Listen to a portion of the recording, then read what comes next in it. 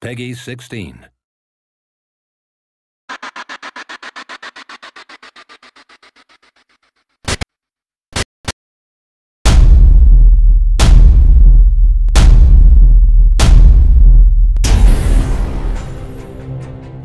So this is the latest installment in the long-running Ghost Recon series, and fans have had to wait quite a long time for this one, so we've been determined to make it really special, and we've got lots of new gadgets and features to play around with. So one of the main new features we've got is 4-player co-op for the first time in story mode, so that's going to be really, really fun. We've also got Gunsmith mode, which is a new Connect-enabled mode, especially for Xbox 360, where you can try out thousands and thousands of different weapon combinations using the power of Connect to like detach sniper scopes and silencers and that kind of thing. And you can use that to test them out on the firing range before you take them into multiplayer battles or a single-player campaign. This is our man, range 3200 yards southwest of my position. I got a possible entry on Drone Command Center.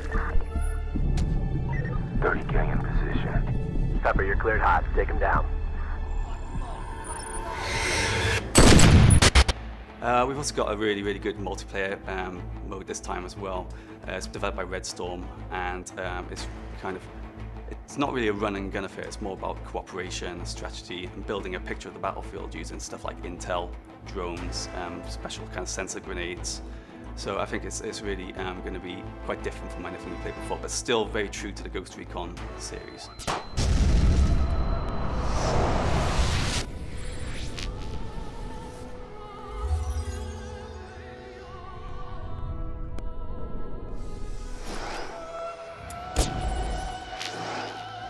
The original E3 trailer we showed was set in Russia, but we do have multiple theatres of war in the game, so the ghosts do go through places like Zambia, they go through the favelas in South America as well, so there's lots of different types of enemy. And it's typical of the Tom Clancy franchise that you never really know who's pulling the strings, so although you might see like a Russian special forces group in the game, you don't really know who's kind of pulling the strings. To try to keep all the ingredients that were popular in the old Ghost Recon games, where we put a modern twist on them, and we tried to make everything quite a lot more spectacular, so more bang for your buck, I suppose, really. We streamlined objectives to make them kind of easier to get to, and much faster pace, really, so you're always in the thick of the action. It's always kind of very exciting, always things kick off when you don't expect it.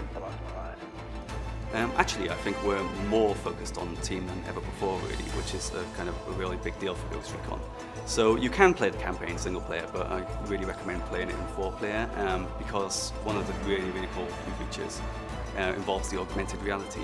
So you're able to use the augmented reality to spot an ideal sniper point, to spot something you can destroy, and then you can position your troops in the right places and then do synchronized kills, so everyone kicks into action at the same time, kicks off just like a real special forces team would, and that gives you the element of surprise on your enemies. So I actually think we have more close quarter battles than you've ever seen in the Ghost Recon game, and the reason we've done that really is to make the battles more intense, so that you never know where the next enemy is going to be hiding, and there's always going to be a new surprise for you, really. So there are some levels with big open spaces, like there's always been in Ghost Recon, but there's a lot of levels with very kind of narrow corridors, very close together cover spots.